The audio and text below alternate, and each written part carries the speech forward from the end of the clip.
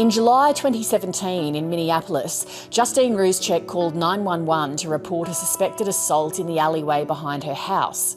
I can hear someone out the back, and I'm not sure if she's having sex or being raped, and I think she just yelled out, "Help." When the squad car arrived, Justine was mistakenly shot dead by a junior police officer, Mohamed Noor. The shooting caught the world's attention, and her family and loved ones demanded to know why it had happened. Justine Ruszczyk's family filed a lawsuit alleging that her civil rights had been violated and were awarded almost $29 million in damages. In the criminal case, Noor was convicted of third-degree murder and second-degree manslaughter. Justine's death was just weeks before her planned wedding to her American fiancé, Don DeMond. The evidence in this case clearly showed an egregious failure of the Minneapolis Police Department. Noor was sentenced last week to 12.5 years jail. I did write them a letter while in jail, and now I apologize in person for taking the life of such a perfect person who was dear to them and so many others. John, thank you very much for joining us, and I'm sorry it's under these kind of circumstances. How do you and your family feel about the 12.5-year sentence that's been handed down in the US now? We're satisfied that he's received the maximum penalty under law, and for that we're grateful because it showed that the court was paying attention to what the prosecutors had presented and what the jury had listened to and decided was the correct response to this obscene act. How do you feel about the remarks he made in court and the apology that he offered? The apology is inappropriate. It doesn't bring back my daughter. As one of my friends said, "John, when they ask you how long should he spend in jail, you should say, when my daughter comes back, he can go, right? If my daughter came back tomorrow, he could walk out the door. I don't care. I don't want him to spend too much time in jail if my daughter's around, but my daughter's not around. So under those circumstances, right, he has to pay a penalty." There was the crime itself and the murder of your daughter, and then that sparked a broader discussion about the conduct of police and so forth. Do you think that the case will bring about any lasting change to the way the police operate in the US and the disproportionate use of fatal force? We are hopeful, right? We realize that there's a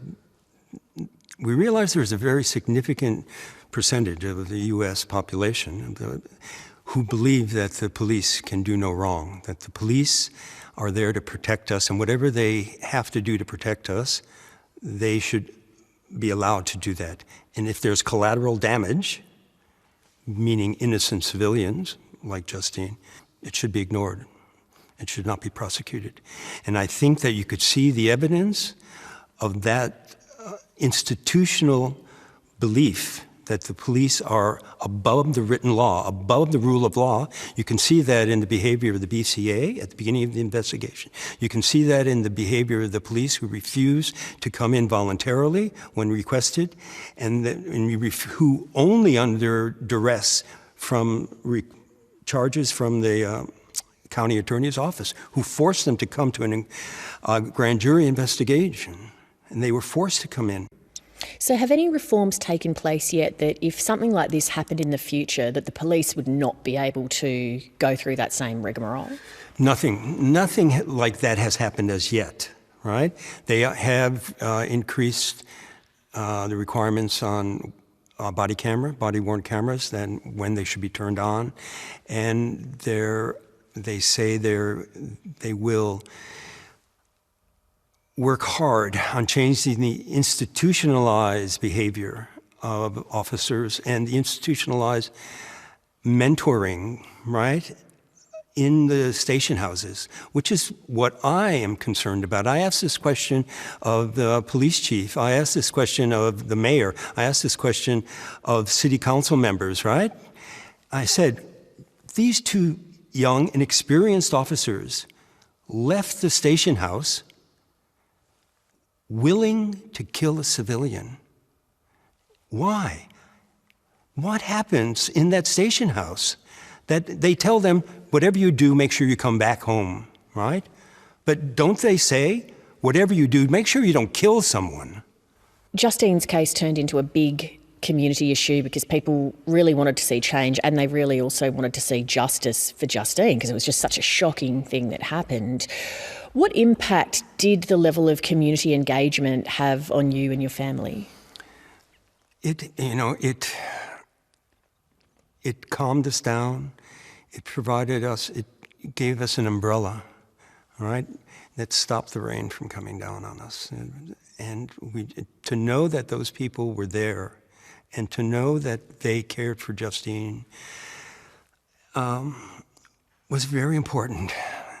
And it allowed us to take a deep breath and gather our thoughts and prepare for the journey to the States for a service. I don't believe anybody knows, except the family, that three prime ministers made themselves available and spoke to me because they were so concerned. The then current Prime Minister Malcolm Turnbull, after his powerful comments in the press about how this could happen to a woman in her pajamas, he called. I spoke with him. John Howard made himself available. I spoke with John Howard about his powerful statements after Port Arthur and gun control. And Tony Abbott, who is our local member up there, he made himself available. He said, anything I can do, John, to make sure that DFAT is taking care of you, let me know. So I don't think, as far as I know, I didn't get a call from the President of the United States. What other acts of kindness did strangers show you throughout this time? Well, there are anecdotal things from around the world. In the spring of 2018, I'm in my backyard brushing up the leaves, and a delivery man calls out and walks up the side of my house and says, John Ruszczyk? And I said, yeah, that's me. And he says, I have something for you. He presented me with a basket of fruit. And a note was with it, and it said, Dear John, it's from someone you don't know. But every year, over the last 20-some years, on the first day of spring, I send a gift to someone who's had a difficult year. In the past, I've sent it to my mother. I've sent it to family victims in 9/11. I've sent it to victims of the Columbine tragedy. This is the first time I'm sending it to someone outside the Northern Hemisphere. I'm sending it to you because you've had a bad year. You and your family have had a bad year. But people throughout the years, over the 2 years, people continued to come in, because I had a bookshop. So over the last period of 2 years, there were people continually coming in and just walking up to me and saying, I'm so sorry about Justine. Or coming in saying, Justine made a big difference in my life. She made me change. She made me see my potential. And then at the same time, I'm walking around Lake Harriet in Minneapolis, and people would just stop me and say, I knew your daughter.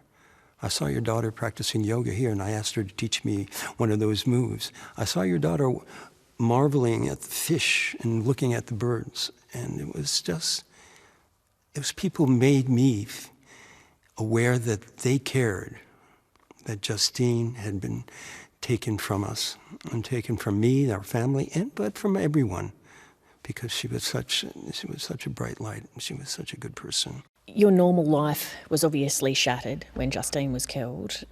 Do you feel that you have found any form of new normal yet? No.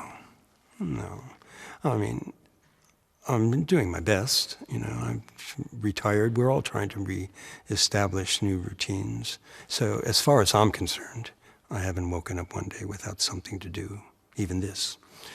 But hopefully soon it'll be over, and I'll be able to wake up and say, I can do whatever I want today. And I'm looking forward to that day. John, thank you for speaking to us. All right. Thank you. Hi, I'm Lee Sales. Thanks for watching this story. If you'd like to watch more of 7:30's stories, they are on the left of your screen. And tap on the button below to subscribe and get the latest from ABC News.